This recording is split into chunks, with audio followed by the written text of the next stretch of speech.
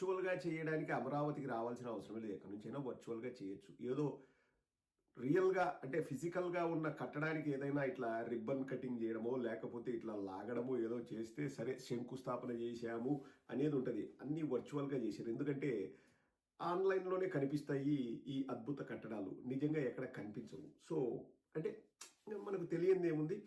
అమరావతి పునఃప్రారంభ సభలో ఆర్థిక సాయం ఊసెత్తని ప్రధాని అని చెప్పేసి ప్రజాశక్తి వాళ్ళు రాశారు. నిర్మాణానికి భుజం కాస్త సంపూర్ణ సహకారానికి కట్టుబడి ఉన్నా అన్న మాటలకే పరిమితం గాని ఇతిమిత్తంగా ఇంత డబ్బులు ఇస్తాను మీకు అని చెప్పేసి ఎక్కడ కూడా మోదీ గారు చెప్పలేదు. ఎందుకంటే వీళ్ళ గఫాలు డబ్బాలు ఇవన్నీ విన్నాము. మనము ఇప్పట్లో ఈ రాజధానిని చూడలేమని మోదీ గారికి కూడా తెలుసు. సో మోదీ గారు పిలిచారు కాబట్టి వచ్చారు, మాట్లాడారు, వెళ్ళిపోయారు. ఎక్కడ కూడా జగన్మోహన్ రెడ్డి గారి ఊసే ఎత్తలేదు. జగన్మోహన్ రెడ్డి గారి గురించి ఒక చెడ్డ మాట కూడా మాట్లాడలేదు. దాని గురించి కూడా పాపం జనసేన వాళ్ళు, తెలుగుదేశం వాళ్ళు బాధపడుతున్నారు. That's a different story. దాని గురించి ఇంకొకసారి మాట్లాడుకుందాం కావాలంటే. సో కానీ ఇంకా నిన్న ఇలా వర్చువల్గా ఓపెన్ అయ్యిందో లేదో మేము జాకీలు పెడతాము అని పచ్చమంద బయలుదేరింది.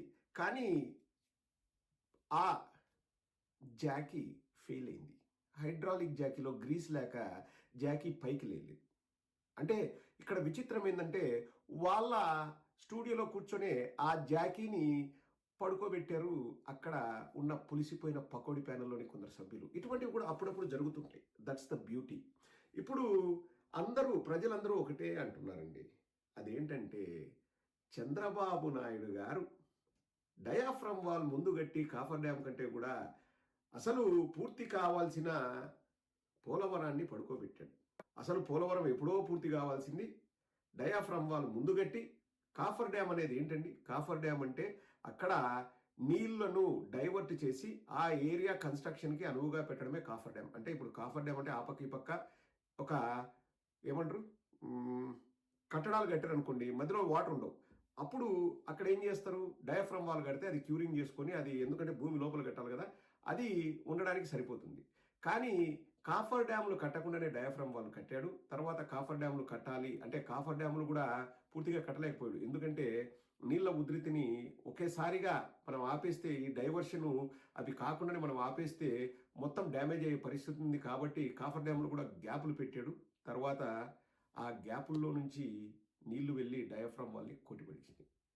సో ఒక చిన్న కట్టడం అంటే, నేను చిన్న కట్టడం అంటే మరీ చిన్నగా అనుకోకండి, పోలవరం చాలా పెద్ద కట్టడమే. కానీ రాజధానితో చూసుకుంటే ఇప్పుడు ఒక ఢిల్లీ నగరంతో పోల్చుకుంటే పోలవరం చిన్నది.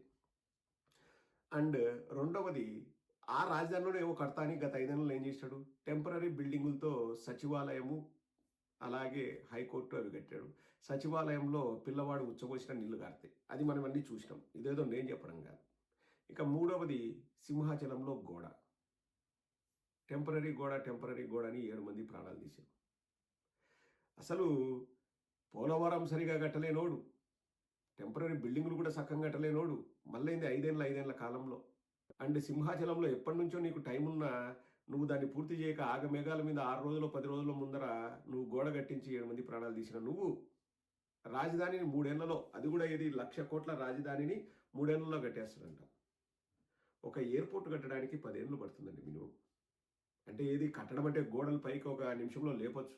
అక్కడ గోడలు కట్టి మళ్ళా ఇంటీరియరు ఎక్స్టీరియరు అన్నీ పెట్టి అక్కడ మనం విమాన సర్వీసులు మొదలుపెట్టి ప్యాసింజర్లు అంటే ఊరికే రారు కదండి. ఆ ప్యాసింజర్లు రావాలంటే రోడ్డు పనులు ఇవన్నీ చేయాలి. ఇవన్నీ నువ్వు సైమల్టేనియస్గా రాజధానిలో ఎక్కడి నుంచి మొదలు పెడతాడండి? 3 ఏళ్లలో ఒక పెద్ద ఇల్లు కట్టాలంటే మనకు 3 ఏళ్ళు పడుతుందండి.